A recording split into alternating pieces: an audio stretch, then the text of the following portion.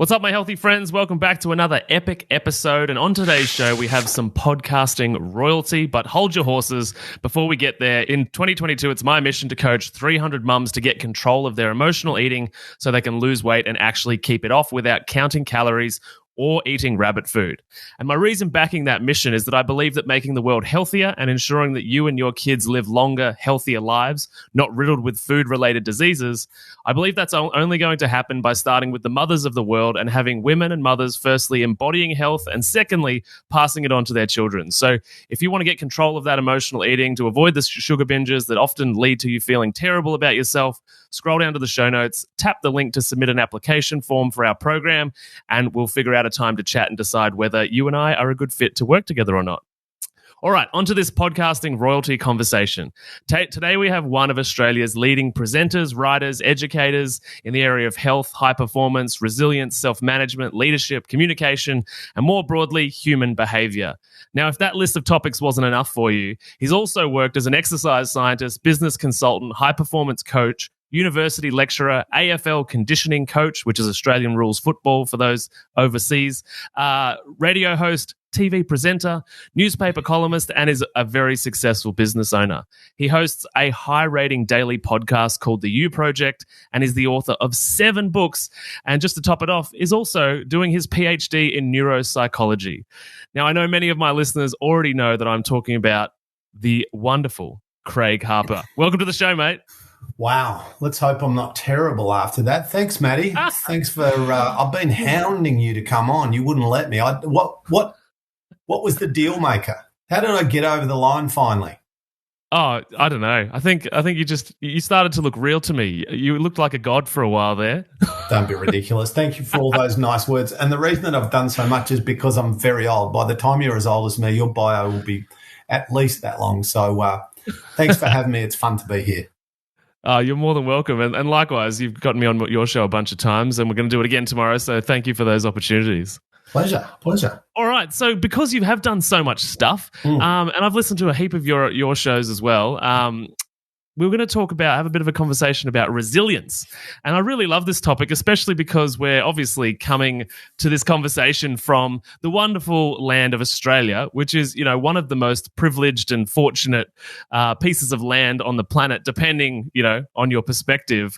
But it's a really interesting topic that to discuss in a first world country, because it seems to be that the more privilege and opportunity one individual comes across, the harder it becomes to implement the idea of resilience or toughness or grit. And so, as somebody that's been on a massive journey, and we both, oddly grew up in the same town, which is super interesting. Like, from where you started to where you are now, what have you learnt about resilience in a first world privileged country? Yeah. Well, I mean, let's maybe define, here's the thing, even if you go into the literature or into the academic literature and you go, what is resilience? You're going to get a bunch of divergent theories and ideas and definitions. So I'm just going to say, for me, resilience is about your ability to keep doing the things that you need to do despite the inconvenience, the discomfort, the unfamiliarity, the uncertainty, the lack of fun, the lack of instant gratification quite often, to do those things that align with how you want to live and who you want to be. Because, life is, it is essentially comfortable in Australia, but then we're talking, primarily when we talk about how easy we have it, we're talking about stuff.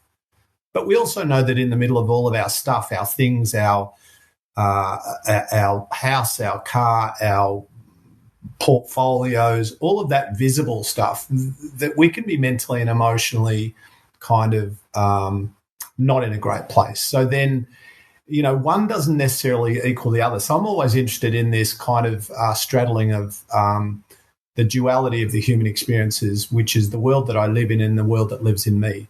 And so we automatically can assume that, wow, he or she is in a good situation, circumstance, environment, job, relationships, house, therefore they have it easy.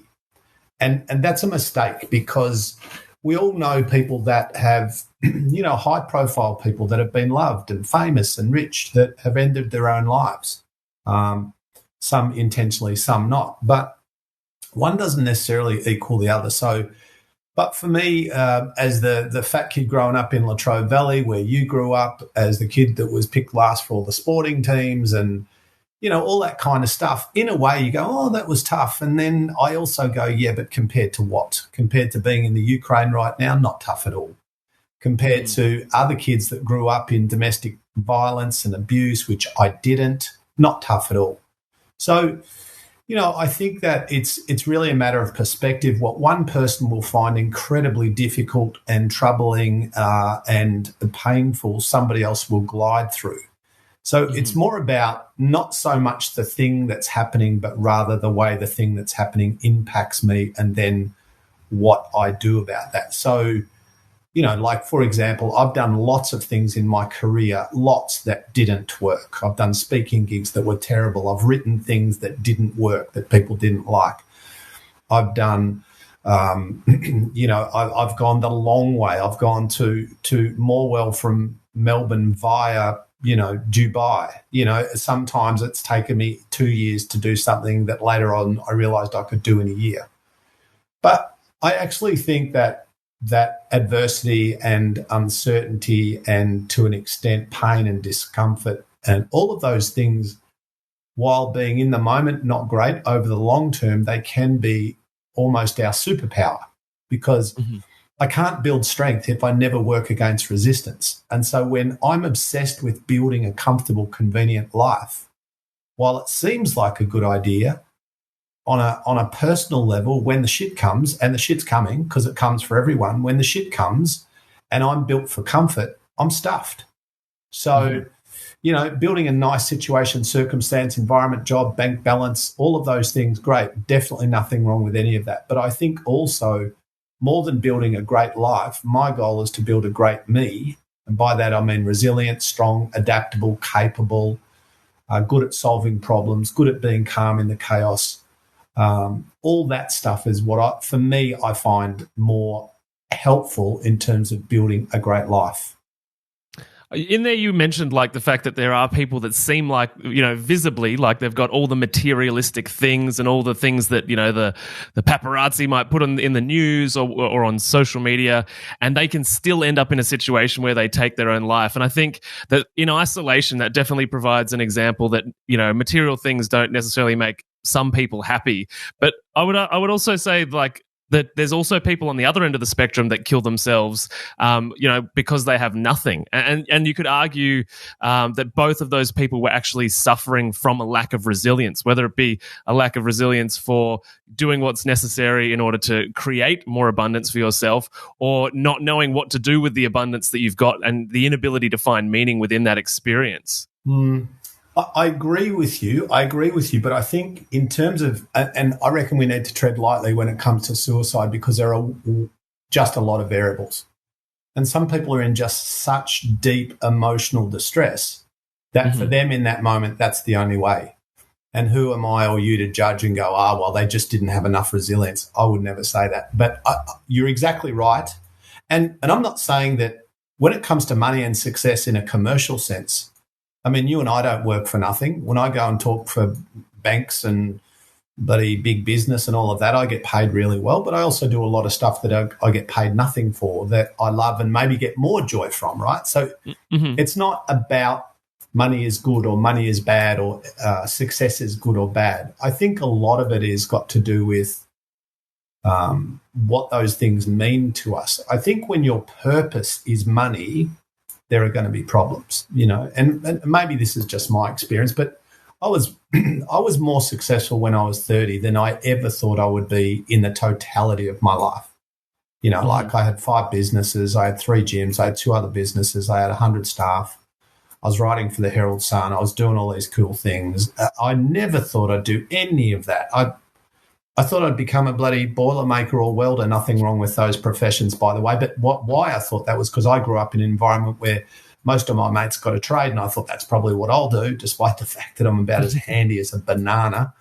It was the same in Morwell for me 20 years later. Yeah, so and those things are great. They're just not my purpose, or they're not my mission. But and then I remember being in the context of what I thought was possible for me, I remember being wildly successful for me, but at the same time, not very happy, and not like my overwhelming emotion wasn't one of joy and happiness. It was like anxiety and self-doubt and overthinking and a bit of depression and stress because I just had 100 moving parts. And in the middle of all of my, in inverted commas, success, I wasn't having the experience of success.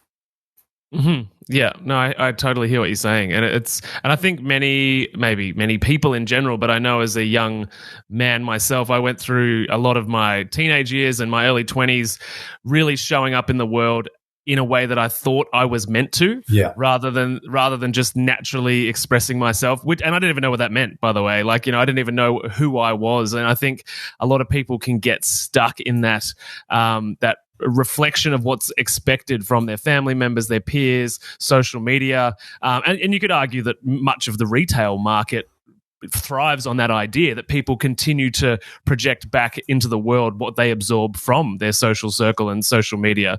So, I guess having that level of awareness to begin separating yourself, like you sort of said at the start, there's the you and there's the world out here and the world in here, inside your body. It's like the intellect to be able to identify that those are two separate things of which both have free will and choice to engage with the other is like a massive leap emotionally for a lot of people to take. Yeah, that beautifully articulated. And I think what's really important is to think about, like, everyone listening to this, if we could somehow magically quiz everyone listening to this and say, put up your hand if you want to live a bad life. Well, no hands go up, right? Totally. And then if we could say, who wants to live a good life? And of course, everybody wants that. Well, then the next question is, what does that mean? And I guess the big picture, the macro answer is that, well, to who? It means different things. If you tried to put 20-year-old Craig in 58-year-old Craig's life, 20-year-old Craig would have gone, this is bloody Snoresville. Like, let me out of here. This is so boring. What do you mean a PhD? What do you mean you're sitting reading research? I would have hated my life at 20, the one that I currently have at 58. Conversely, when I think about what I was doing in my 20s, I'm like, I'm so glad I survived that. I don't want to be there anymore. And so, can relate. And I guess as we evolve, our understanding of ourself, my PhD is on self-awareness, but our understanding of ourself, and I think really good kind of self-reflection is what do I actually, not mum, not dad, not peers, not media, not social media, not Matty, not Craig, what do I think? What do I believe? What do I want? What are my goals? Not what do people think I should do, not what is expected of me, not what does our culture or society or peer tell me success equals. Because I did that. I was in the middle of the classic representation of success. I had a house and a beach house and a fancy car and all this stuff. I'm like, wow, how come I've ticked all these boxes and I'm super miserable? Like, what is that about? One doesn't equal the other for me, right? And that's that, I think, awareness of our own programming, because we all grew up in an environment, situation, circumstance, school system, culture, religious model, fill in the blank, whatever you grew up in, all of those things and people and music and media and everything that influenced how you see the world and how you think and what you believe and what you're attracted to or repelled from. Like, all of that was programming on a subconscious level. And then to become aware of, metacognition is becoming aware of how you think and why you think that way. For me, this is like almost opening the door on a deeper level of living, of consciousness, of self-awareness. And for me, that's where the super exciting stuff lives. I totally agree. And I often think about the fact that the human species as an emotional being has made very limited progress since, we began. And depending on your belief system, that's either a really, really long time or a long time. And I think the reason for that is because it takes most people, if not only some people, 90% of their lived life before they actually realize that. So if you think about the capacity that humans have for emotional development, it's like instead of 90 years on the earth, it's like 9 years at the end of every 90 years that has ever been lived. And so it's this really small amount of time that we've been practicing this. And obviously throughout that time, we've got the monks, we've got a few hippie friends that have woken up super early to the deeper meaning of life. But many, it's not until they're on their deathbed. And there's those books that have been written by nurses that have worked in hospices, and it seems the world over, the regrets are the same. Yeah, that's true. And I think, well, one, it doesn't have to be the last 9 years, but you're probably pretty right in terms of it seems that a lot of people, again, we're generalizing, this might not be you, but we tend to live in a bit of a Groundhog Day, and I'm talking about the collective we, obviously not every individual person listening to this, but it's very easy to kind of get up and do what I did yesterday and eat the way I ate and talk the way I talk and, do relationships and money and career and health and life and lifestyle just the way that I've been doing it yesterday, last week, last month, last year, despite the fact that it's not really working. Now, you would have seen that with food, right? You would have seen that with the relationship people have with food and the way we socialize, the way we medicate with food, the way we numb out with food, the way that we do things on autopilot that actually, are we allowed to swear on the show or not really? Yeah, totally. Okay, that fuck us up, and I did that for a long time where because I was an insecure fat kid who then became an insecure, really in shape kid who then kind of swung back the other way and got a bit fat as a young adult, then in shape and then out of shape and then obsessed and then super obsessed and then crazy and then, and I just had to acknowledge what was going on in me because I had really bad hardwired behaviors that were destructive. And I think that just hitting, even being able to hit the pause button and go, how do I live and why do I live this way? Not in an overthinking, deeply philosophical way necessarily. It can even be in a very practical, strategic way. Does the way that I do work for me? Does my relationship with food, and people know what that means, is it healthy or toxic, destructive or productive? Does it empower me or disempower me? What about money? What about the way that I spend? Is it healthy or unhealthy? What about the way that, when people give me some insight or feedback that I don't want to hear, how do I respond to that and why do I respond that way? And, what does success mean for me? Like all of these kind of really fascinating things to consider rather than, so many people that I talk to, Matty, get, essentially I've had this conversation hundreds, maybe more of times where people go, they're sitting in front of me, they're 50, and they go, no, this wasn't my plan. And I'm like, what do you mean? Oh, this, my life, my body, my health, my situation, my job, this wasn't my plan. And then when we dig a little deeper, I find out they didn't really have a plan. They just had an idea of how things would turn out.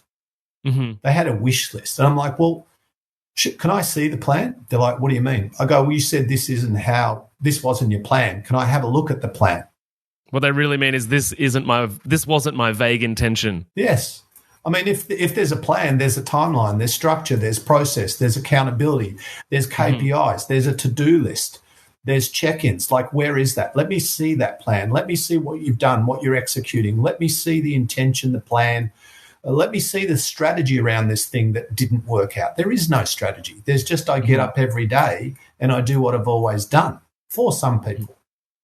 Yeah, no, totally. And I even see that, at my age where people are, already in places that they didn't want to be 5 or 10 years ago. And it's the same idea. It's like, what did you do to get here?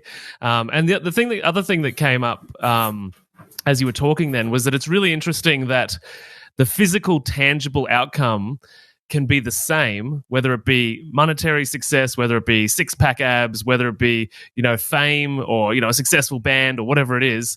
and that it's just the story that we attach to it that can produce the outcome of being unsatisfied. Or if you found a deeper meaning, you can still produce the body or the money or the outcome and feel totally fulfilled. So I find it interesting that the material reality can look identical, but if we change the story and maybe the level of depth that story affects us to, that we can still produce all the same results and have them mean a totally different thing.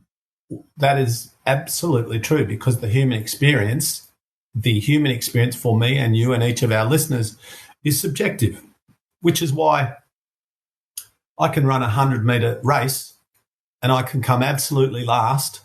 And for me, I've been successful because I ran against superior athletes and I ran my personal best. Mm-hmm. So I came last, but I won and I'm happy. I ran 11.1. They all ran sub 11, but I've never run under 11.3. Today I run 11.1. They run sub 11, and I've done a PB and I'm happy. And the guy who came second's pissed off. Yeah. The guy who came second's angry and upset. It's not because of the result. It's because of the story that we tell ourselves about the result. Now that happens in life. Like I've got the 80-inch TV. I'm not happy. I need the 90. And I remember when I had the bloody square box 26-inch TV, which looked like something from Back to the Future, and I thought that was bloody miraculous and breathtaking and space age. Well, as you know, there's psych studies that show that the less the less number of options we have, the happier we will be, because we begin doing trigonometry in our head when there's so many different pros and cons to weigh up, and it just becomes really complicated. And it's I often think about like the Ben and Jerry's ice cream options versus Baskin Robbins, which had 47, and ended up disappearing from the market. That is so true. I have a little quick anecdote about that. So I had back in the dark days when I was still working in gyms, but I've always been a bit creative with design and graphic stuff, which is why I've written books and design logos and all kinds of things. But for about a year, while I was still running gyms, I was 19, I had a business called Classic Screen Printing. Mm-hmm. And I used to design logos, and people would come to me and I would print shirts and T-shirts. And I used to go to a few concerts, and I originally, so let's say a band's playing, I would design a logo or an image, and I'd have maybe 3 or 4 different styles. I'd have 3 or 4 different sizes. I'd have a couple of, and by the time you do this, there's 40 variables, right?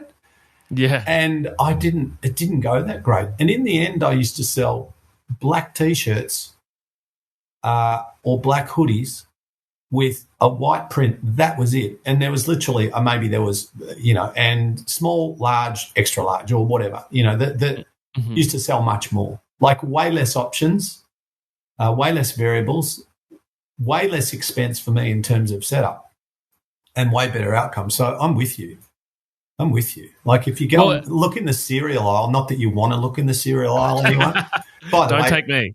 Avoid the cereal aisle, but just as an exercise in, understanding this, look at all the bloody cereals and all of them are shit.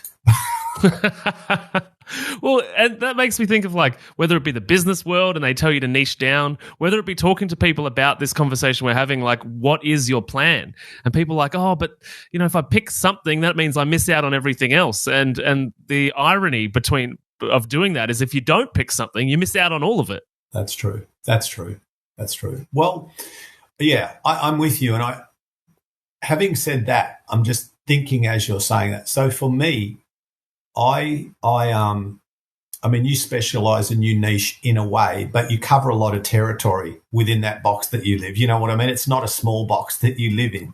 Whereas I'm happy about that. Yeah. Whereas for me, it's like I go, let's have a podcast called The You Project, and we can just talk about all human stuff, which pretty much there's really no boundaries, psychology, emotion, relationships, communication, pain, pleasure, joy, goal setting, self-management, and I like having a big space to play in, but the common denominator is every episode we're talking about the human experience, so.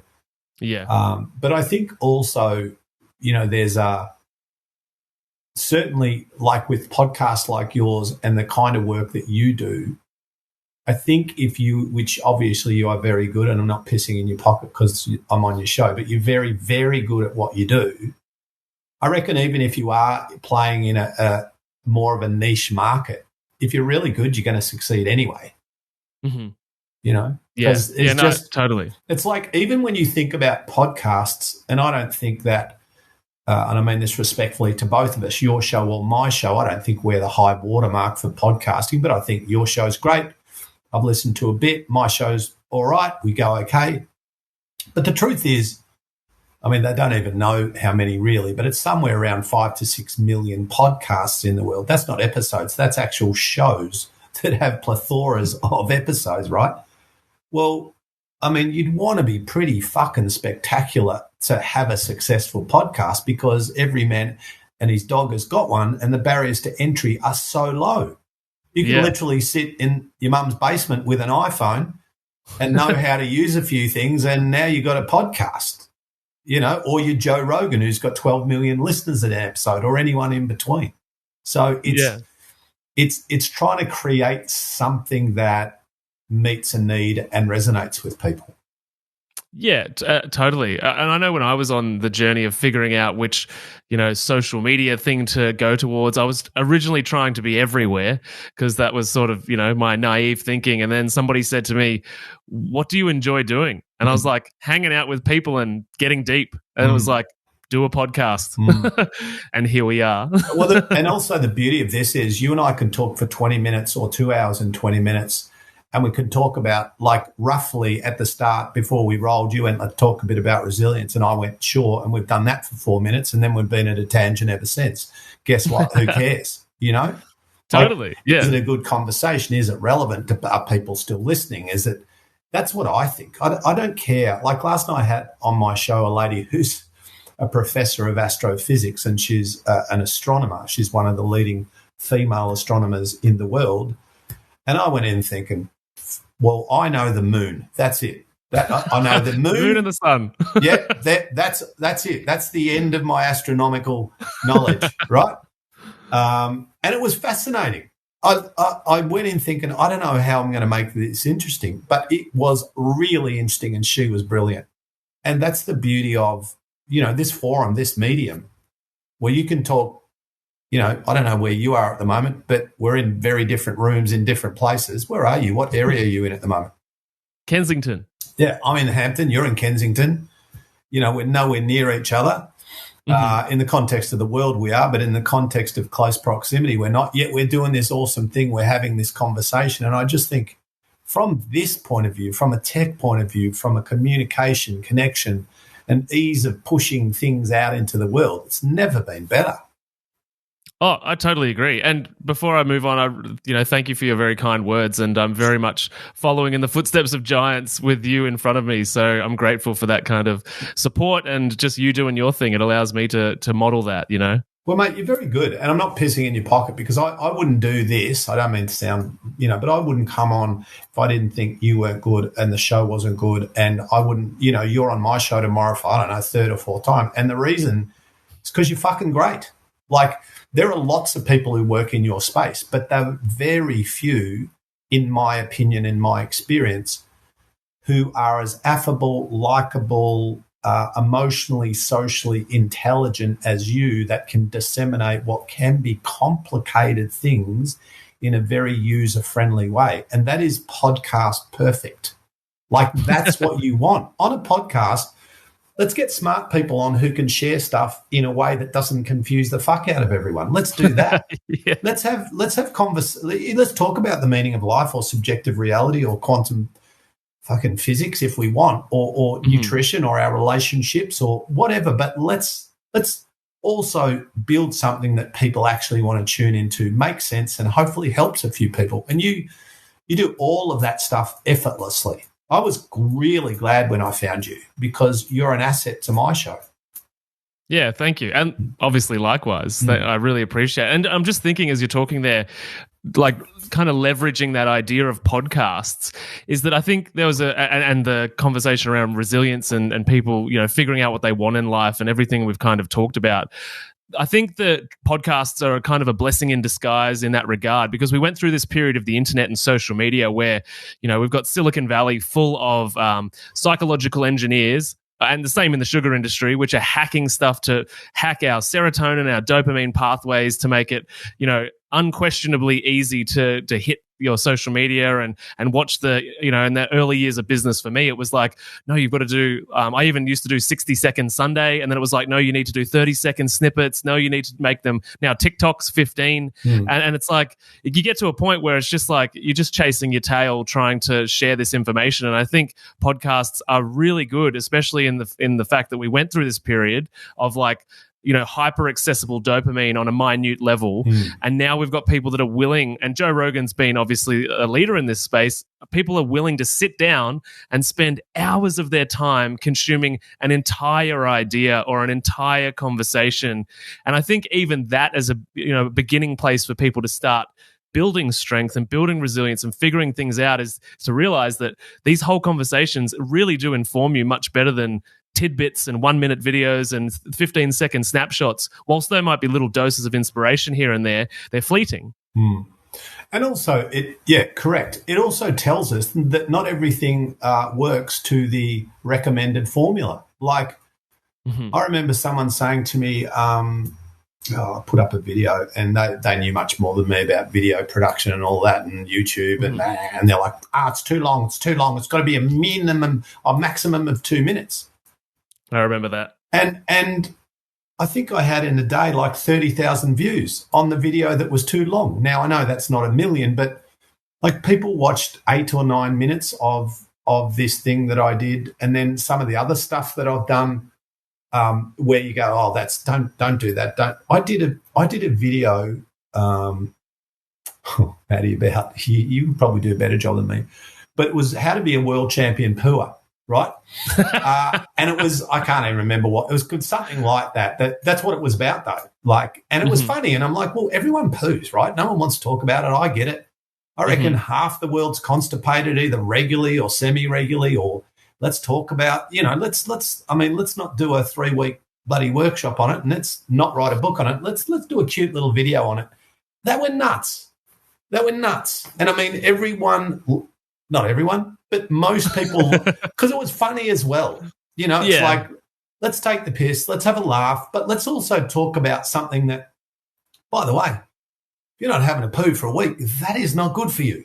There's a lot of stuff going on there that we won't unpack right now, but so let's talk about that. Let's not pretend, let's not all get embarrassed about something that everybody does. I mean, that's the other, we are it should be daily. Let's definitely not talk about what you mean, that thing that everyone in the world does. Let's not talk about it. Come on. It's like, neither does it need to be the focus of anything, but yeah.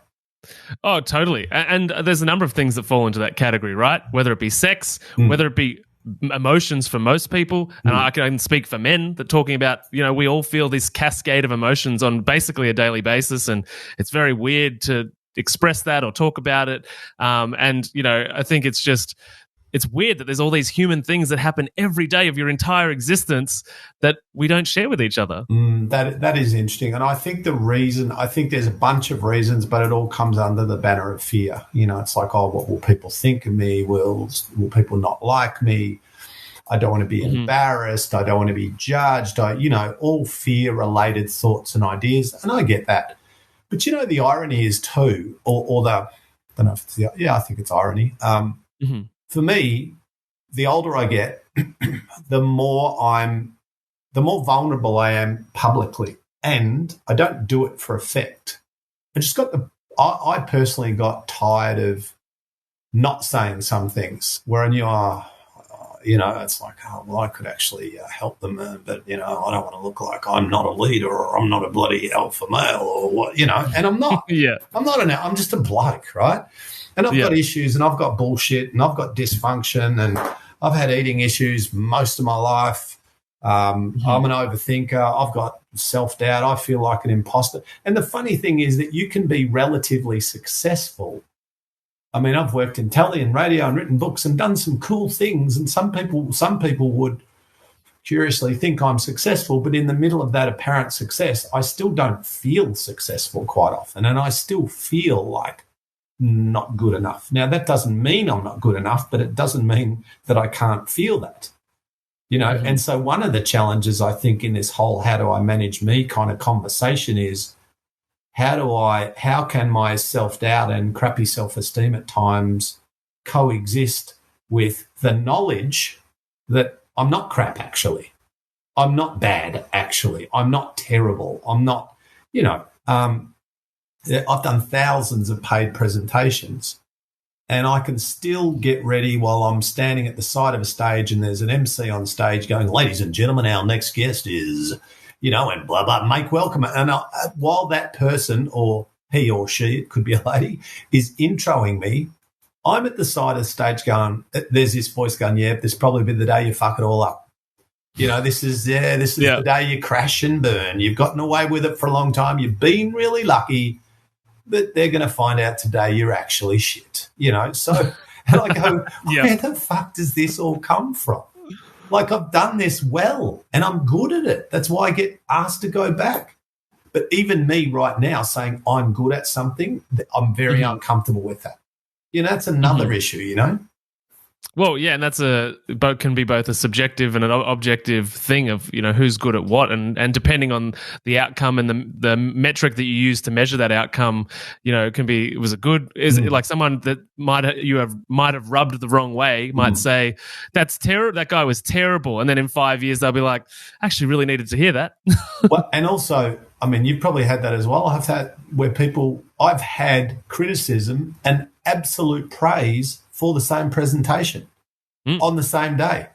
Yeah, absolutely. Go, oh, well, and the thing is, one of my lecturers at university the first time round, Professor Paul Callery, the great man, said to me, he said, Harps, if what did he say? If you don't want to offend anyone, then say nothing, do nothing, be nothing, and stand for nothing.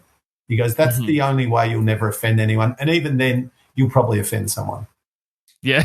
Yep. And then even then with offence, let's get philosophical. You go, well, did I offend them or did they just get offended? Because if I was the cause, then how come everyone wasn't offended?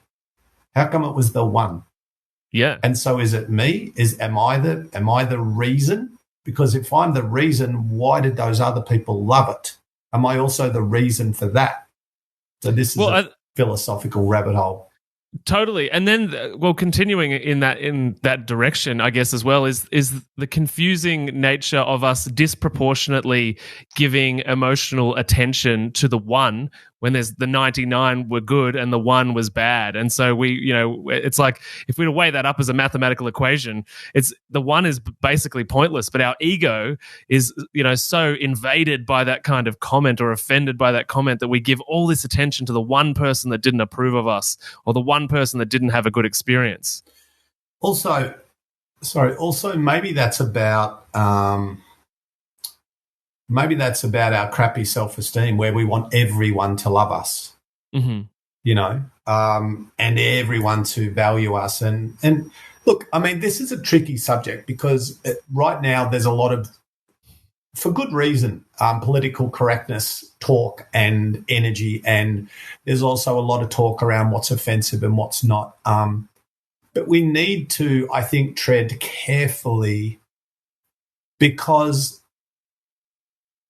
if being offended is purely just about how a person interprets anything, then we'll get to a point when no one can speak publicly because you might say elbow and I go, right, that's it. I'm completely offended by the word. How dare you use elbow on your podcast? Now, that sounds funny. The end of a forearm, not elbow. Yeah, that's right. But that sounds funny. But literally, what is a word? It's just a fucking amalgamation of letters, right? Now, I can say fuck, and some people now probably will really not like that. I get it. And other people will not even notice it. And some people go, that's a bit amusing.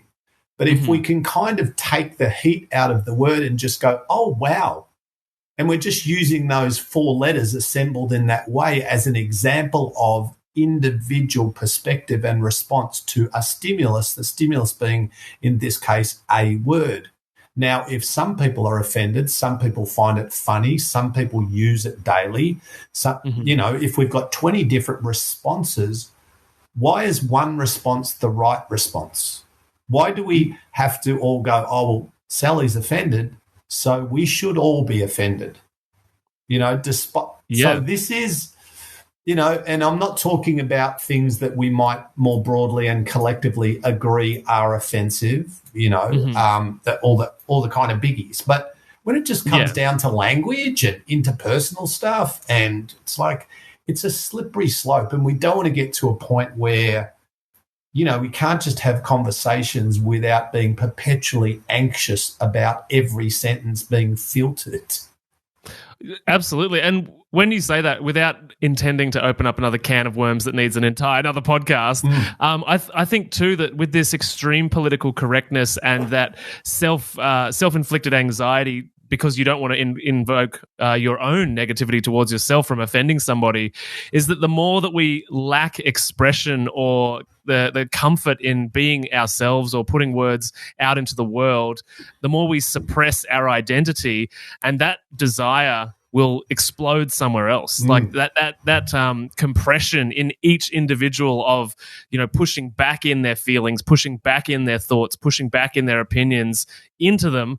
You could even argue and books have been written on the metaphysical impact of disease. And when you're pushing that back into the individual, that will explode in another way, whether it be domestic violence at home, behind closed doors, whether it be developing cancer, whether it be a war, because a collective community is so individually oppressed and suppressed by themselves because of this political correctness. And social media, is obviously that's a difficult one because it's so politically correct on there that, well, now censorship is normal and accepted, which is probably part of the same problem. And I think also, you opened another door there, which, you're right, we could do a whole chat on that. But yeah, sorry. The relationship between what's happening in my mind and my emotions and my body, this is a system. It's one system. It's not three different systems. Mind, emotion, body is intertwined.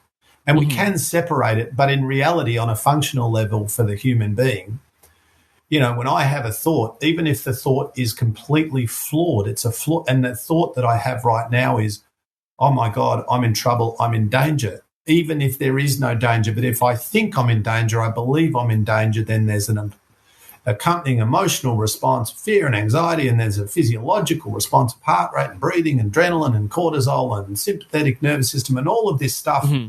And it all happens, and it's all triggered by a thought. It's all triggered by a story. And it's like, if you say something to me and I think that what you said is offensive, despite the fact that on no level were you trying to be offensive to me, but if I label your word or your sentence or whatever, if I label that offensive and then I believe it's offensive, then I am now in the middle of a being offended experience that I created. Yeah, and that experience is yours. That's mine, and I built it because the person sitting next to me heard the same words, not on any level offended.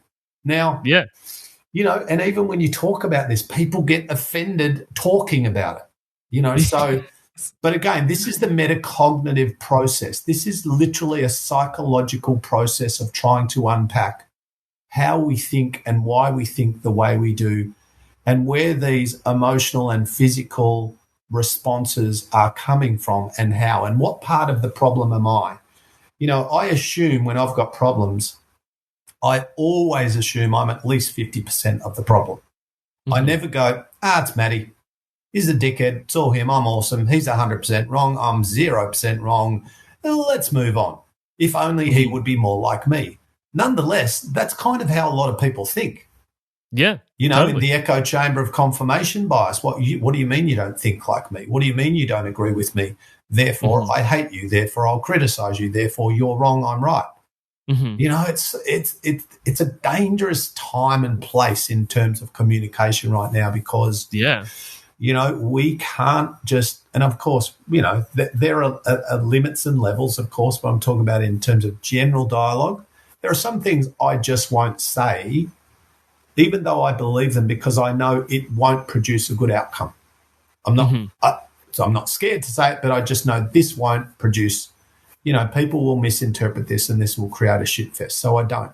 But it's a pity that has to be the case.